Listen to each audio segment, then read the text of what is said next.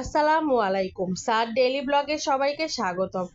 আজকে সাদ বাবু সুন্দর করে রেডি হয়ে নিচে নামছে, সে বাইরে যাবে। আমরা দোতলায় থাকি, এই তো নিচতলায় সে আসলো। একটু পর পর আসতেছে আর আমাকে বলছে, মা এই তো আমি তাকিয়েছি, আমাকে খুব সুন্দর লাগছে, ভিডিও করো। এই গেঞ্জিটি তার নানু ভাই তাকে গত ঈদে কিনে দিয়েছিল, লাইট আলা, একটু টাচ করলে লাইট জ্বলে। বৃষ্টি হয়েছিল কিছুক্ষণ আগে, রাস্তাঘাট ভেজা, স্যাঁতসেঁতে দেখেই বোঝা যাচ্ছে। এই যে আমার সাদবাবু আমাদের বাসার সামনে দোকান দিয়ে হেঁটে যাচ্ছে, কি সুন্দর করে হেঁটে যাচ্ছে। ছেলেটা আমার সব সময় একা থাকে, সে বাইরে বেরোলে খুব খুশি হয়, এত খুশি হয় যে বলে বোঝাতে পারবো না। আপনারা দেখেই বুঝতেছেন, ওর হাঁটার স্টাইল দেখে, ওর মুখের ফেস দেখে বুঝতেছেন ও কি পরিমাণ খুশি হয়েছে। সবসময় বাচ্চাটা আমার একা থাকে তো, শহরের বাসা বাড়িতে যা শুধু বাসায় থাকে, খেলাধুলা করে, রুম থেকে খুব একটা বের হয় না দরকার ছাড়া, কার্টুন দেখে, এই তো এইটাও তার জীবন। একটু বাইরে হলে সে খুব বেশি খুশি হয়। এই তো সে হেঁটে হেঁটে যাচ্ছে। এখন আমরা যেখানে অটো পাওয়া যায় সেই স্ট্যান্ডে যাচ্ছি, মেন রোডে। আমার ছেলেটা এত খুশি হয়েছে যা বলে বোঝাতে পারবো না। আসলে আমার বাচ্চাটা একা থাকতেই চায় না, সব সময় মানুষের সাথে খেলতে চায়। এত মানুষ আমি পাই কোথায় বলেন তো?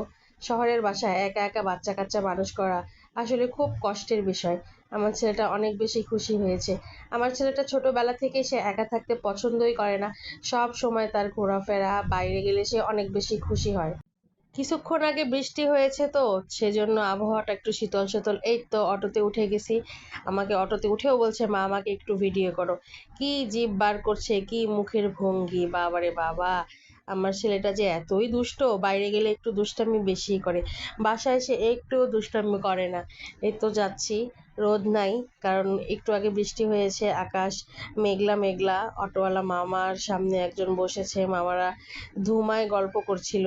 আমি খুব বিরক্ত হচ্ছিলাম, কিন্তু কি আর করার, পাবলিক প্লেস, এখন এটা তো হবে। যেহেতু আমি একা রিজার্ভ অটো নেইনি, আরেকজনও যাচ্ছিল, সেজন্য চুপ করেছিলাম। এই যে গ্রামের ভিতর দিয়ে যাচ্ছি, গ্রামীণ পরিবেশ কি অপরূপ, মাশাআল্লাহ, কি সুন্দর গাছ, কি সুন্দর কলা গাছ, দুই পাশে কি সুন্দর গ্রামীণ পরিবেশ, গাছপালা, বৃষ্টি হয়েছে, পানি জমেছে, আর মাঝখানে পাকা রাস্তা। এরকম গ্রামীণ পরিবেশে কার না ভালো লাগে বলেন? আর আমার ছেলেটা তো বলার কথাই রাখে না, এরকম জায়গায় আসলে সে অনেক বেশি খুশি হয়, আমিও অনেক বেশি খুশি হই।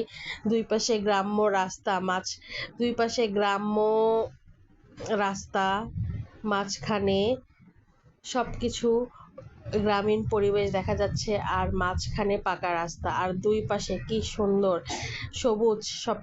গ্রামীণ পরিবেশ আসলে সবারই ভালো লাগে। এই যে এটি একটি প্রাইমারি স্কুল, আমার ছেলে বলছিল, এই দেখো মা স্কুল, ওই দেখো স্লিপার দেখা যায়, আমি ওখানে খেলবো, উঠবো। আমি বলছিলাম আচ্ছা বাবা, ঠিক আছে, একদিন সময় করে নিয়ে আসবো। এই যে ধান ক্ষেত, দুই পাশে ধান ক্ষেত, আর মাঝখানে পাকা রাস্তা, গ্রামীণ রাস্তা, আমার কাছে খুব বেশি ভালোই লাগছিল।